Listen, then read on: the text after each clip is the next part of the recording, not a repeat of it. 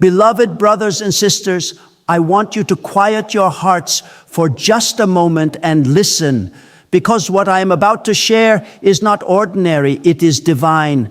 There is a soul, yes, a soul that descends to this earth carrying a mark that sets it apart from the crowd, that whispers destiny into its very being. This soul, it cannot live a normal life. It is designed to climb mountains where others stumble, to walk through storms where others falter, and to shine in the darkness where many never dare to go. I have seen it happen. I have felt it happen. A child born in humble beginnings, overlooked by the world, yet carrying within them a fire, an unstoppable force meant to change the course of nations. And today, I want to awaken that fire within you to remind you that God does not make mistakes, and He does not call the ordinary to the extraordinary lightly. So I ask you, are you ready to discover the mark God has placed on your life? Are you ready to embrace a destiny that defies normalcy, that breaks every limitation, that declares you were born for greatness? Because the hour has come, the hour for the marked soul to rise. Have you ever looked at a newborn child and felt that deep stirring inside your spirit, a sense that this life is unlike any other, that there is something sacred, something set apart, something chosen? My beloved, that stirring is no coincidence. That child, that soul carries a mark of destiny, a mark of purpose, a mark that whispers the eternal into the temporal. From the very moment God breathed life into their lungs, He wrote a story in their soul that no one else can replicate. And this mark, it is not visible to the naked eye. You cannot see it with human eyes, but the heavens see it clearly, and the angels rejoice over it even now. This mark is God's signature upon a life, declaring that this soul is not ordinary. This soul is appointed for something greater. I want you to think about Abraham, called from Ur of the Chaldees, a man living an ordinary life in a small town, yet marked by God. The same God who placed stars in the sky and breathed life into the universe chose Abraham for a covenant, for a promise, for a purpose that the world could not even imagine. That mark was invisible to his neighbors. They saw only a man tending flocks, a man walking through deserts, yet God saw the destiny written in his heart. My friends, the mark of destiny often comes in silence. It comes when the world does not recognize it.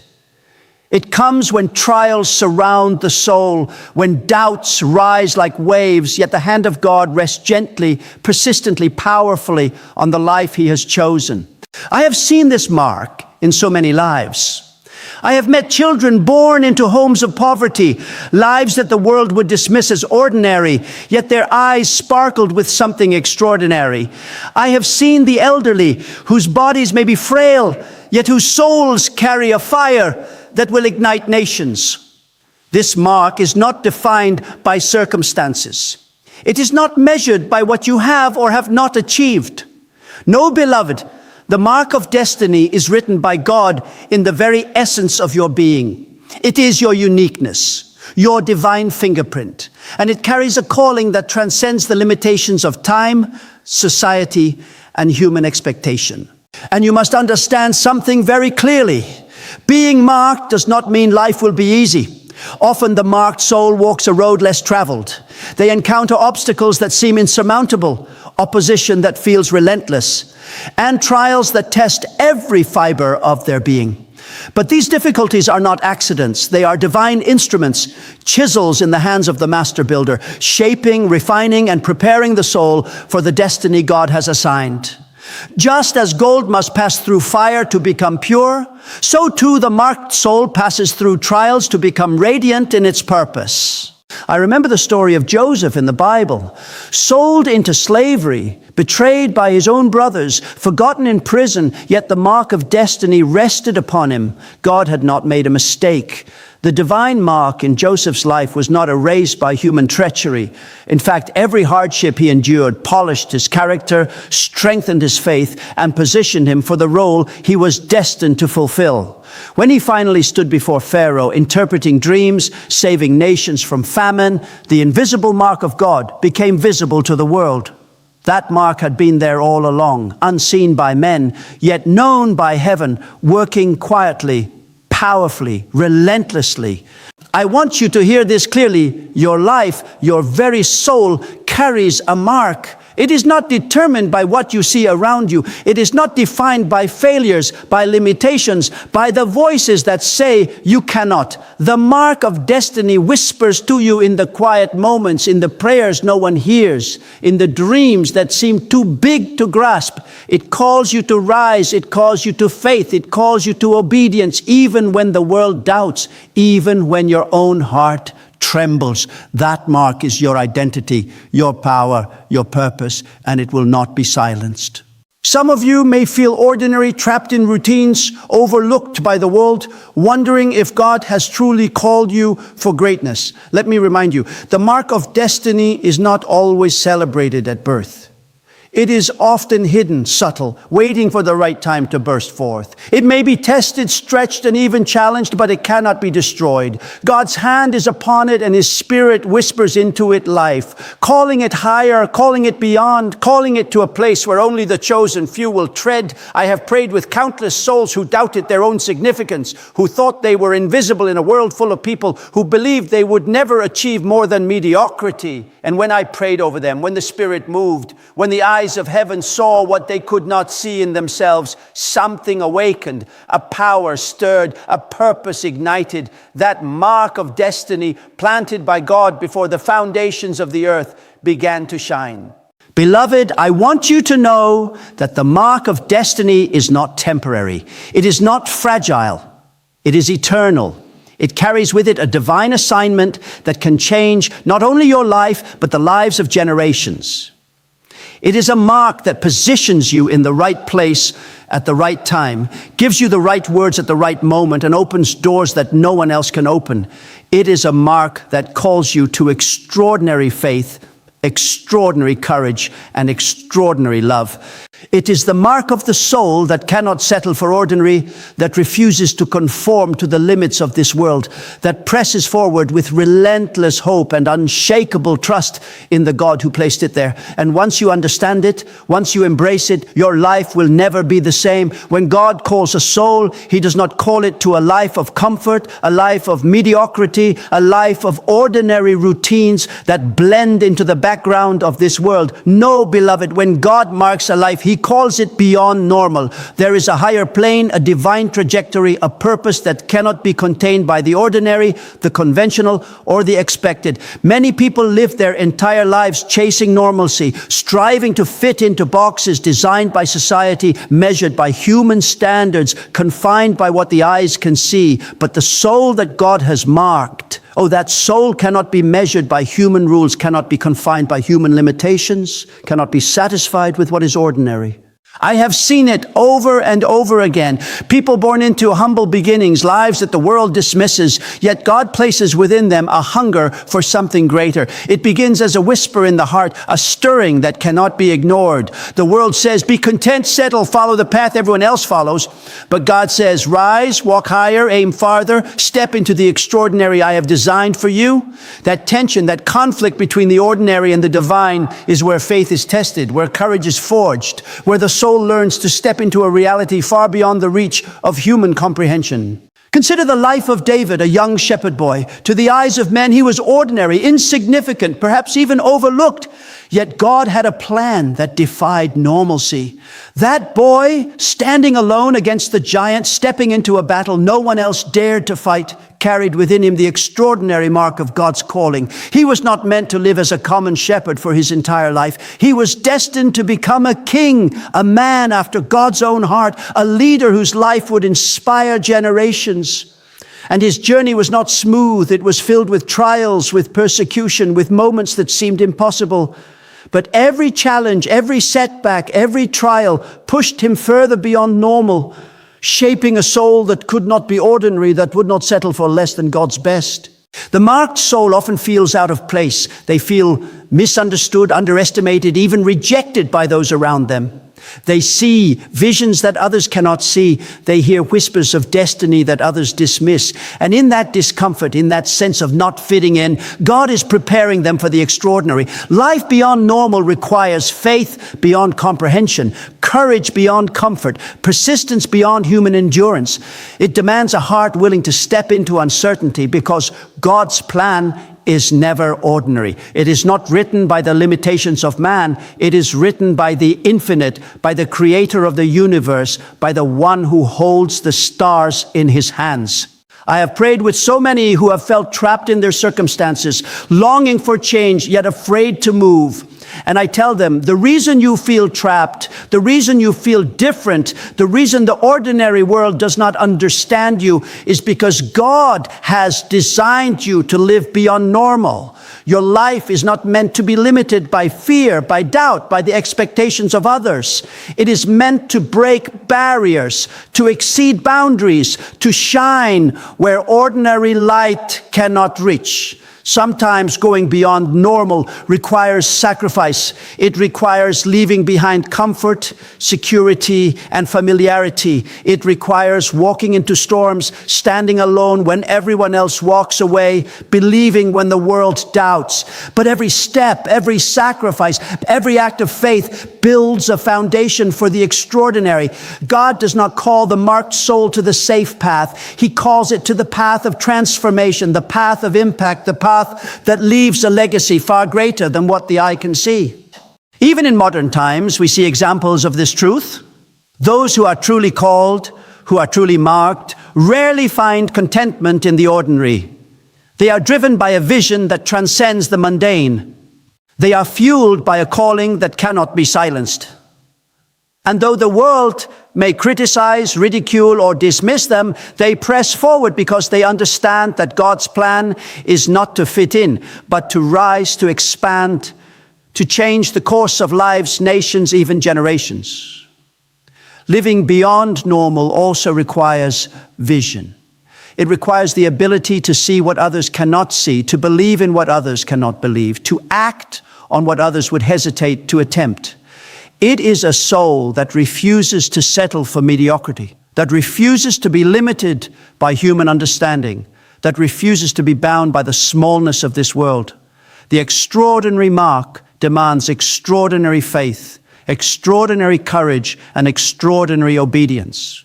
And so, beloved, the soul that God has called and marked is not meant to live an ordinary life. It is meant to rise above the crowd, to shine in the darkness, to stand when others fall, and to fulfill a destiny that is far beyond what the human eye can comprehend. It is a soul that cannot be ordinary because God himself has inscribed something extraordinary within it, something that demands action, courage, and faith beyond measure. Faith in the fire, beloved, is not something that comes when life is easy. It is not the faith of comfort, of smooth roads, of calm seas. No, faith in the fire is forged when the storms of life rage around you, when the trials press in, when the heat of testing seems unbearable. And yet the soul stands firm because God has placed a mark of destiny upon it. The fire is not the enemy. It is the instrument, the crucible in which the soul is refined, strengthened, and prepared for a destiny far greater than ordinary. The world sees the flames, sees the suffering, sees the difficulty, and wonders how anyone could endure. But the marked soul knows something the world does not. Every trial is a message. Every hardship is a preparation. Every difficulty is a divine shaping of character and destiny. Look at Shadrach, Meshach, and Abednego, thrown into the blazing furnace for refusing to bow to earthly kings. The fire surrounded them, yet they were untouched. Why? Because they carried faith in the fire. Their hearts trusted in God, even when the flames roared louder than their fears. That faith did not come from an absence of trials. It came because they knew the God who marked them was greater than the furnace. Their destiny demanded that they walk through fire, not around it. And in that fire, God revealed his power, his protection, and his glory. The soul marked by God will always face its own furnaces because the fire is part of the process, part of the preparation, part of the proof that faith is alive and active in the midst of trials. I have walked with so many who have carried burdens that seemed unbearable. I have prayed with those who were crushed by loss, oppressed by rejection, tested by sickness, and surrounded by despair. And in the quiet of their suffering, the Spirit of God whispered, "This fire is for your faith, not your failure. This trial is for your refinement, not your ruin. Stand firm, and I will reveal what you cannot see." Faith in the fire is trusting God when your understanding fails, believing His promises when the world says no, clinging to His hand when everything around you shakes and trembles. Joseph's story is a perfect example. Betrayed by his own brothers, sold into slavery, falsely accused, and forgotten in prison, he experienced the fire in a way that would have broken ordinary souls. Yet he carried faith in the fire, trusting in God's plan even when circumstances screamed otherwise. That faith held him steady, lifted him above despair, and positioned him to fulfill a destiny that would save nations from famine. Every trial, every unjust moment, every painful step was a test of faith in the fire.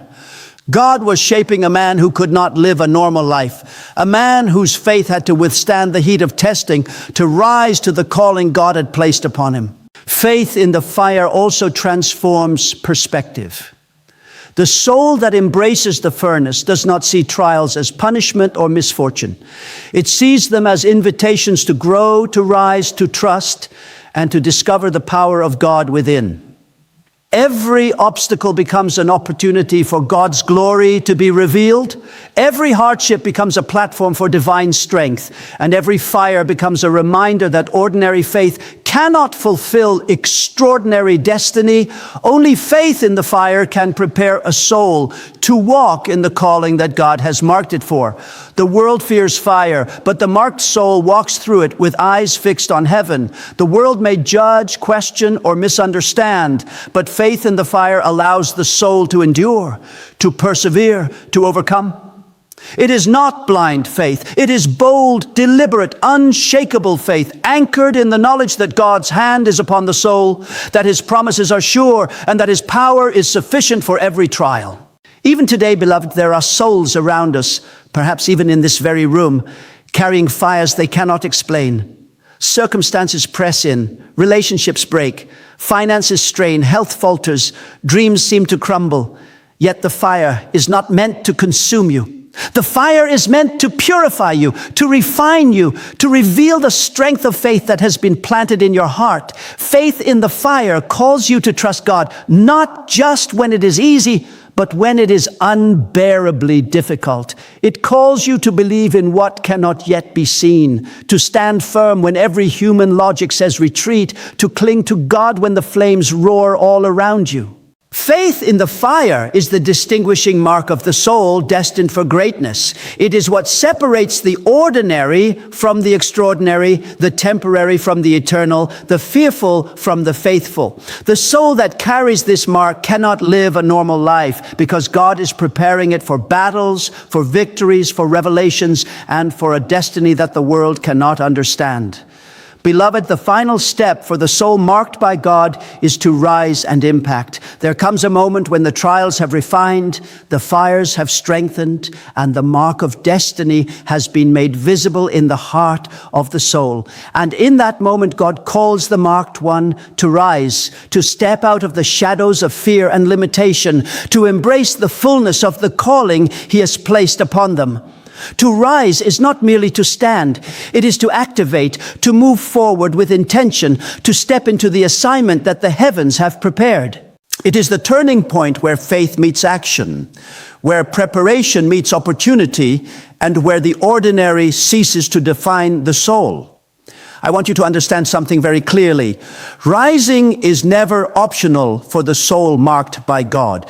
It is a command. It is a divine expectation. It is a calling that cannot be ignored. Moses was called from the wilderness, a shepherd tending flocks, an exile in a foreign land, to rise and confront Pharaoh, to lead a nation out of bondage, to step into a destiny that the world would have called impossible. And Moses' rise was not immediate or easy. It required trust in God, courage in the face of fear, persistence despite doubt, and obedience even when the path seemed uncertain. The marked soul cannot remain passive. It must rise because the world waits for the impact only it can make.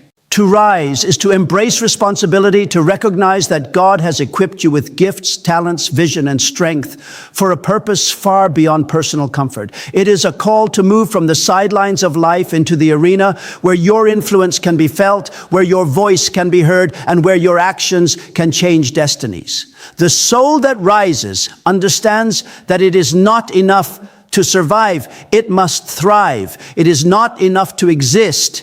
It must live with significance. The moment you rise, you begin to shape the course of events, to touch lives, to inspire hope, and to leave a legacy that outlasts time. I have seen this in countless lives. Ordinary people, overlooked by society, suddenly stepping into platforms of influence because they chose to rise. A teacher who inspires generations of students, a parent who shapes the future through love and guidance, a leader who changes the course of a community, all because they embrace the call to rise.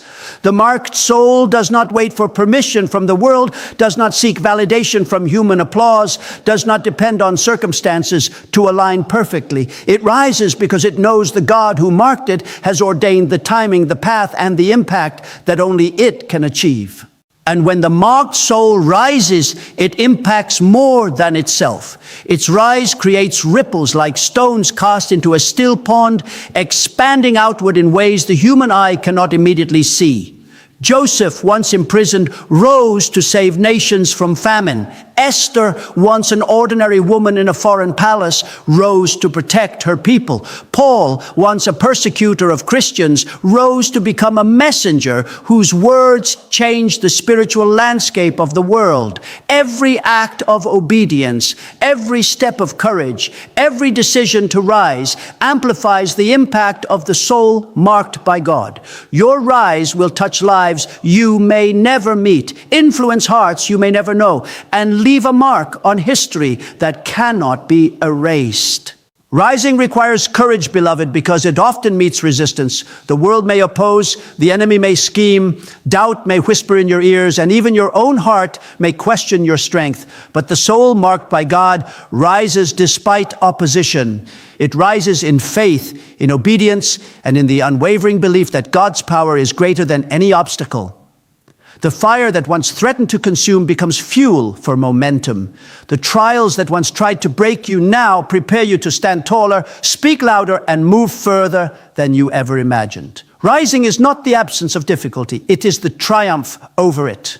To impact is to use the gifts God has given you to serve, to inspire, to transform. It is to live intentionally, not merely to exist.